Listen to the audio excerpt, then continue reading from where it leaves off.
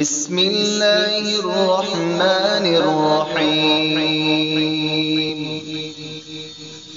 الا ان اولیاء اللہ لا خوف علیہم ولا هم يحزنون الذین آمنوا وكانوا يتقون لهم البشرى في الحیاة الدنیا۔ السلام علیکم ناظرین، میں اس وقت موجود ہوں مقبرہ شاہ پیر رحمۃ اللہ علیہ پر۔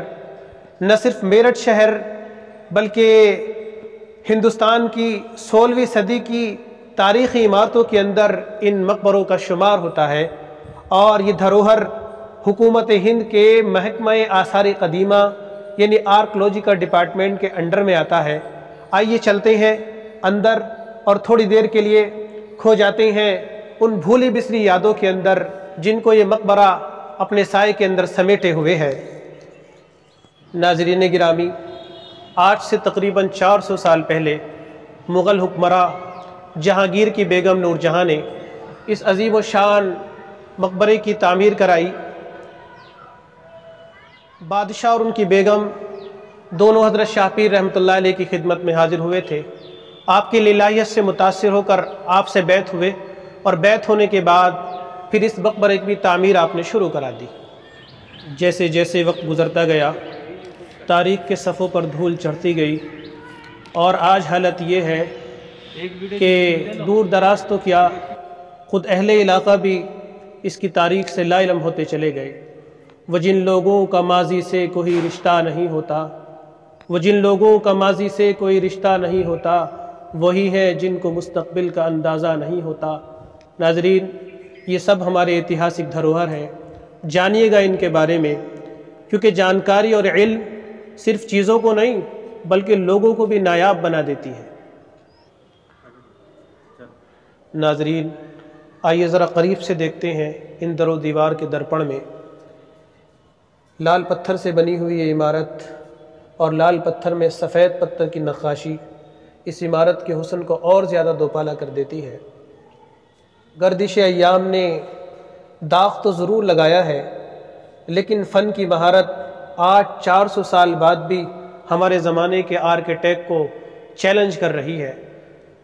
کاش ان کی حفاظت کی جاتی اور دیکھ بھال کی جاتی۔ دیکھ بھال نہ ہونے کی وجہ سے دیکھیے گا خستہ حالی کا شکار ہونے لگی ہے۔ ناظرین گرامی، یہ آخری آرام گاہ ہے حضرت سید عزیز الدین شیخ پیر شاہ پیر رحمۃ اللہ علیہ کی۔ آپ نے اپنے علم کے نور سے لوگوں کے قلوب کو منور کیا، ایک رب کی دعوت دی، اور جب تک آپ پابند حیات رہے اللہ کے حکم سے لوگوں کو نفع پہنچاتے رہے۔ آپ نے علم تصوف میں کئی کتابیں بھی تصنیف فرمائیں، اور جو اگرچہ نایاب ہیں لیکن مل جاتی ہیں۔ ان کتابوں میں سکینۃ الاذکیاء، سکینۃ الاولیاء، اسرار کشف صوفیہ، یہ کتابیں ہیں جن کا تذکرہ میں نے بھی سنا ہوا ہے۔ آپ کی ولادت ماہ مبارک کے اندر ہوئی، اور رمضان ہی کے اندر 9 اپریل 1631 میں آپ دائی اجل کو لبیک کہہ گئے، انا للہ و انا الیہ راجعون۔ حشر تک اب زبان نہ کھولیں گے، تم پکارو گے ہم نہ بولیں گے۔ ایک اور ہسٹریکل فیکٹ وہ یہ کہ اس عمارت کی چھت ہی نہیں ہے۔ عمارت تو بنی، لیکن چھت پڑنے سے پہلے کچھ ایسا ضرور ہوا کہ عمارت نامکمل اور کہانی ادھوری رہ گئی۔ ناظرین گرامی، ویڈیو اچھی لگنے کی صورت میں ویڈیو کو لائک اور چینل کو سبسکرائب ضرور فرما دیں۔ ناظرین، جیسا کہ ہم نے آپ کو بتایا تھا کہ عمارت کسی راز کی بات کی وجہ سے ادھوری رہ گئی۔ یہ دیکھیں، پتھر جہاں تہاں یوں ہی رکھے ہوئے ہیں، عمارت ادھوری ہے۔ اب اس راز پر سے پردہ اٹھانے کے لیے ہم نے کافی ریسرچ کیا، اور کئی کہانیاں بھی ہمارے سامنے آئیں، لیکن جو تاریخ کے اصول ہیں ان پر کھرا نہ اترنے کی وجہ سے، یعنی تتھیوں کی کمی کی وجہ سے ہم آپ تک نہیں پہنچا سکتے، کیونکہ ہماری کوشش ہوتی ہے کہ ہم آپ تک سچ پہنچائیں۔ تو ناظرین گرامی، اگر آپ کے پاس اس سلسلے میں کوئی صحیح جانکاری ہے کہ یہ عمارت کیوں نامکمل رہ گئی تو آپ ہمارے ساتھ کمنٹ باکس کے اندر ضرور شیئر کریں۔ اب ہم چلتے ہیں ادھر نیچے کی طرف۔ اس کو 12 دری کہتے ہیں، دکھائیے گا ناظرین کو، اس کو 12 دری کہتے ہیں، اور اس کے اندر یہ 3 قبریں ہیں، اور یہ تینوں ہی قبریں حضرت شیخ پیر شاہ پیر رحمۃ اللہ علیہ کے بڑے بھائی اور ان کی اہلیہ اور ان کے بیٹے کی ہیں، اور انہی سے آپ کا خاندان چلا ہے کیونکہ آپ نے شادی نہیں کی تھی۔